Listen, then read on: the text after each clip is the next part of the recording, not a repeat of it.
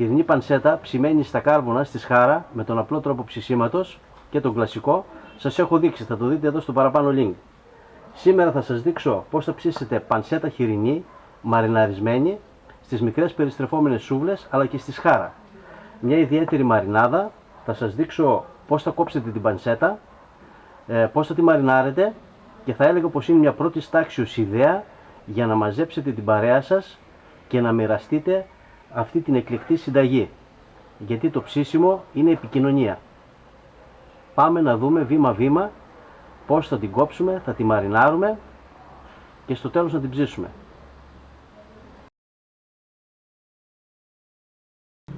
Γεια και χαρά, καλή μας φίλοι. Είμαι ο Γιώργος Μαλιώρας. Μαζί με τον αδερφό μου Ανδρέα κατασκευάζουμε ψισταριές και φούρνους. Μέσα από το κανάλι μας Grill Philosophy μοιραζόμαστε μαζί σας το πάθος μας για το ψήσιμο, αλλά και την εμπειρία που αποκτούμε ψήνοντας. Καλά ψησίματα σε όλους!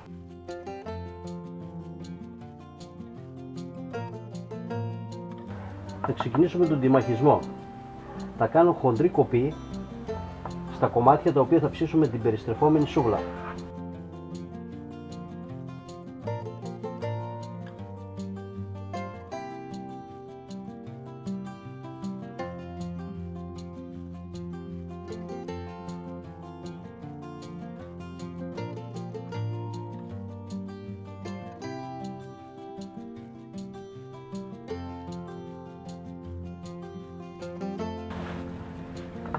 Και τώρα πιο λεπτή κοπή για ψήσιμο στη σχάρα.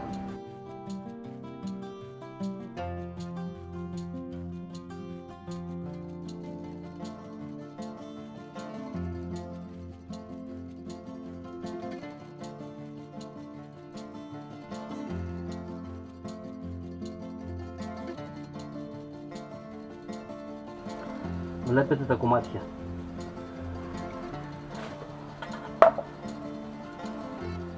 Αυτά είναι τα κομμάτια μας.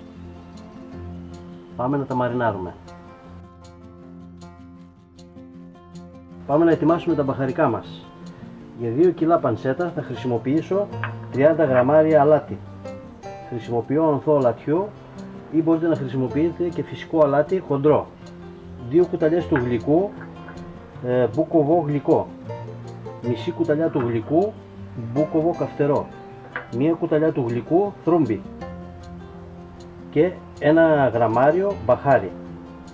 Όλα αυτά θα τα χτυπήσουμε μαζί στο βουδί για να βγάλουν τα αρώματά τους, τα οποία θα ενωθούν με το αλάτι και έτσι θα έχουμε ένα αρωματικό αλάτι που θα το προσθέσουμε στο κρέας για να κάνουμε τη μαρινάδα.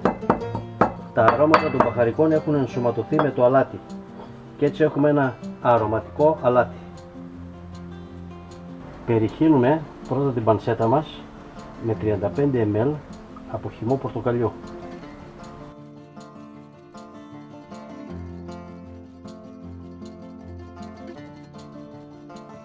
Και ανακατεύουμε να πάει ο χυμός παντού σε όλα τα κομμάτια, να βραχούν ομοιόμορφα.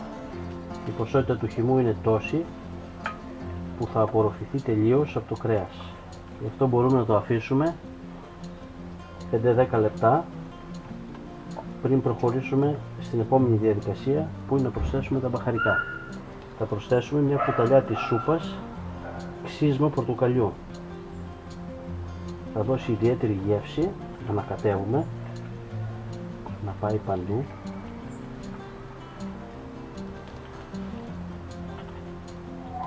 Ομοιόμορφα. Και προσθέτουμε σταδιακά το αλάτι με τα μπαχαρικά μας. Προσθέτουμε και ανακατεύουμε για να έχουμε ομοιόμορφη κατανομή και να μην πέσουν τα μπαχαρικά στο ίδιο σημείο. Όλα τα μπαχαρικά.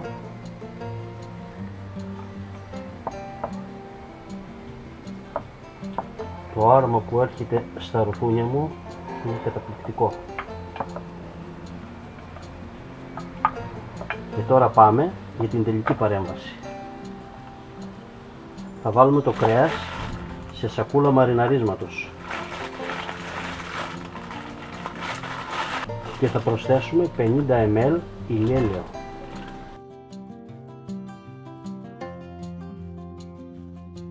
Κάνουμε μαλάξη για να πάει το λαδάκι παντού.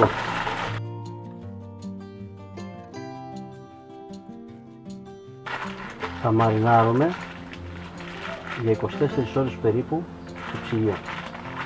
Σε όλο αυτό το διάστημα των 24 ωρών καλό είναι να βγάλουμε τη σακούλα από το ψυγείο 2-3 φορές και να κάνουμε σύγκλης μαλάξης.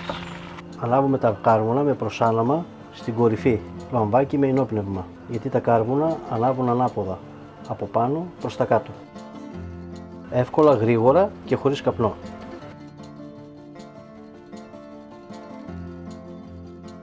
Τα κάρβουνα είναι έτοιμα, τα απλώνουμε στη σκάφη ψησίματος. Όσα δεν έχουν ανάψει καλά τα βγάζουμε στην άκρη. Τα κάρβουνα είναι από πουρνάρι και εκπέμπουν πολύ μεγάλη θερμότητα. Γι' αυτό θα σταχτώσω.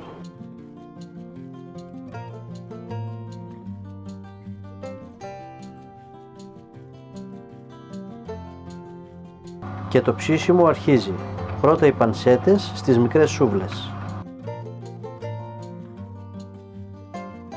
Να και ένα κολπάκι που επινόησα ψήνοντας. Πρώτα τοποθετώ ό,τι έχω για ψήσιμο πάνω στη σχάρα και μετά την τοποθετώ στη σκάφη ψησίματος πάνω από τα κάρβουνα. Είναι μια ευκολία. Γυρίζουμε γρήγορα την πρώτη φορά.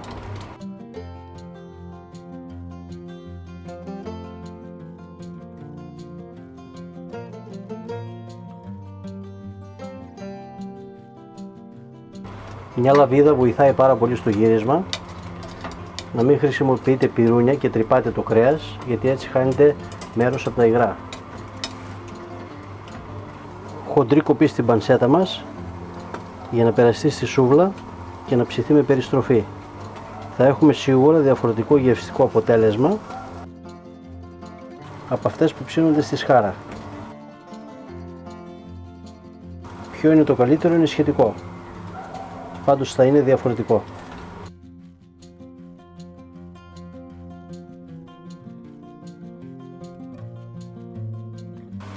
Επειδή η πανσέτα μας έχει πολλά λιπαρά και τα υγρά από τη μαρινάδα, δεν έχουμε κανένα φόβο να αρπάξει στη φωτιά και θα βγει ζουμερή όπως πρέπει να είναι.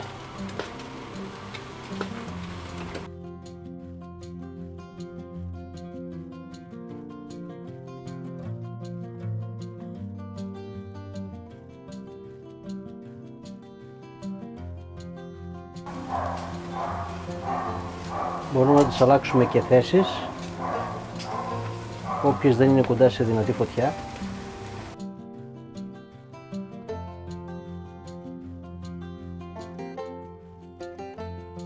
Και αυτές με περιστροφή πάνε μια χαρά, κοντεύουν. Προσοχή στα γυρίσματα, εδώ είμαστε έτοιμοι. Να πάρει χρώμα και από την άλλη μεριά, αυτό το χρώμα θέλουμε.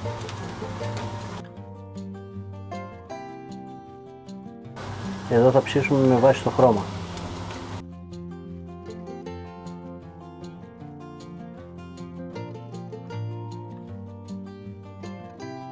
Σαν πιο λεπτή κοπή θα βγει πιο γρήγορα από τη χοντρή κοπή η οποία περιστρέφεται στα κουντοσούβλια.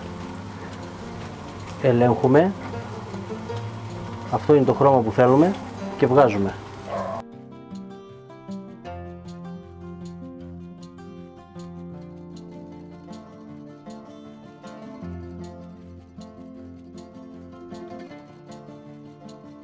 Θέλουμε ένα χρυσαφί χρώμα. Προσοχή να μην τις παραψήσουμε όπως εδώ.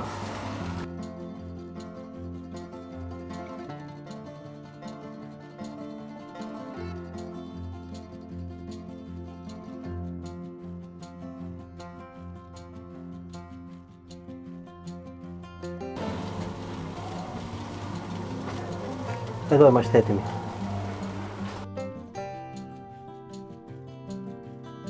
Θα συνεχίσουμε το ψήσιμο γιατί έχουμε λίγες ακόμα να τις βάλουμε στα κάρβουνα. Αφήνω λίγο αυτές που είναι στις σουβλίτσες τις μικρές να πάρουν λίγο χρώμα ακόμα και θα τις βγάλουμε. Κατά τα άλλα είναι ψημένες. Αφού σκεπάσουμε για 6-7 λεπτά, ξεσκεπάζουμε. Να ξεσουβλήσουμε αυτές που είναι στη σούβλα πρώτα.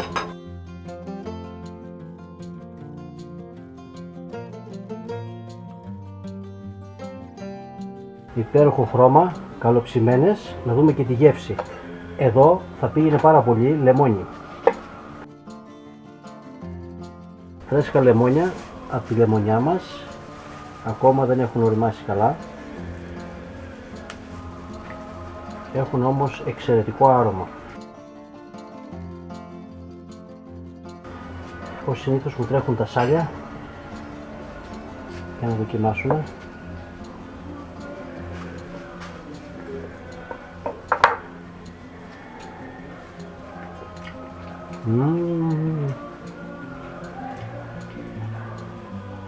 Εξαιρετική γεύση,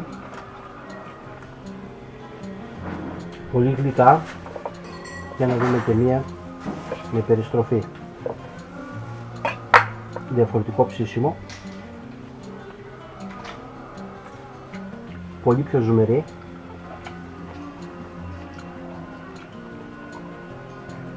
Με πλούσια γεύση. Το ίδιο υλικό, διαφορετική κοπή, διαφορετικό ψήσιμο, διαφορετικό αποτέλεσμα. Καλά ψησίματα σε όλους.